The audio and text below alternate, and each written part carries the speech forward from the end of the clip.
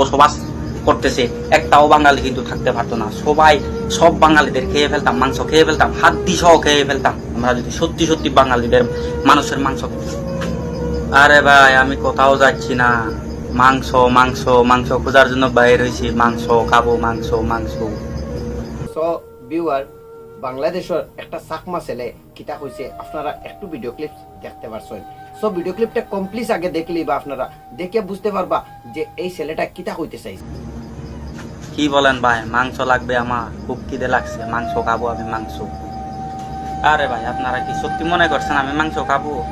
মোটেই না, সেটা আপনাদের ভুল ধারণা ভাই। আরে ভাই, আমরা কোনোদিন মাংস খাই না ভাই, মানুষের মাংস কোনোদিন খাই না, বুঝছেন ভাই। আমাদের পাহাড়িরা যদি সত্যি সত্যি মানুষের মাংস খেত, আমাদের আদিবাসীরা যদি সত্যি সত্যি মানুষের মাংস খেত, বাঙালিদের মাংস যদি খেত, তাহলে এই যে 3 পার্বত্য চট্টগ্রামে যে পার্বত্য অঞ্চলে আপনাদের যে বাঙালিরা আছে, তাহলে একটাও বাঙালি এখানে থাকতে পারতো না, আমরা যদি সত্যি সত্যি মানুষের মাংস খেতাম। এবার বুঝেন ভাই, আপনারা যে একটা এই যে ভাইরাল করতেছেন যে একটা নিউজ ফিডে, এই যে হাড্ডি কখনো গোস্ত হয় না আর পাহাড়িরা কখনো বন্ধু হয় না ভাই, এটা কিন্তু আপনাদের ভুল ধারণা। সামান্য একজনের জন্য পুরো জাতিটাকে আপনারা দোষ করতেছেন, দোষ দিতেছেন, এটা কিন্তু আপনাদের ভুল ধারণা। এর যে আপনারা দেখেন, আপনাদের বাঙালিরা কি আমাদের পাহাড়িদের ধ্বংস করে না ভাই? হত্যা করে, তো হত্যা করে। এই যে যেমন অনেক আমাদের পাহাড়ি মেয়েরা দর্শন হচ্ছে, হত্যা হচ্ছে, এসব তো দেখেন না ভাই। শুধু একজনের জন্য সব জাতিকে, পুরা জাতিটাকে দোষ দিতেছেন, এটা কিন্তু আপনাদের ভুল ধারণা। যেমন দেখেন, আজ যে আমার 5টা আঙ্গুল, হাতের আঙ্গুল, এগুলো কি সমান? না, সমান না, কোনোদিন সমান না, হবেও না।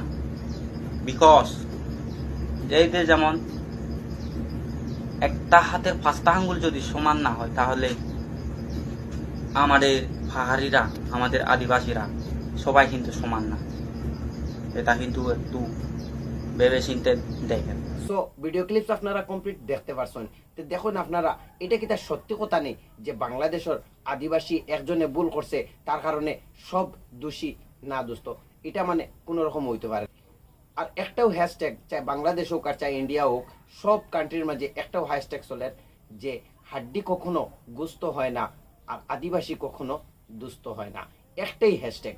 আর এই হ্যাশট্যাগটার কারণে তারা খুব বেশি মানে প্রতিবাদ করে, যার যেন যেখান থেকেও প্রতিবাদ করে। আর আপনারা এই ভিডিওটা দেখছেন, যদি দেখে ভালো লাগে তাকে, তাহলে ভিডিওটা শেয়ার করবা আর হ্যাঁ, কমেন্ট করতে ভুলবা না।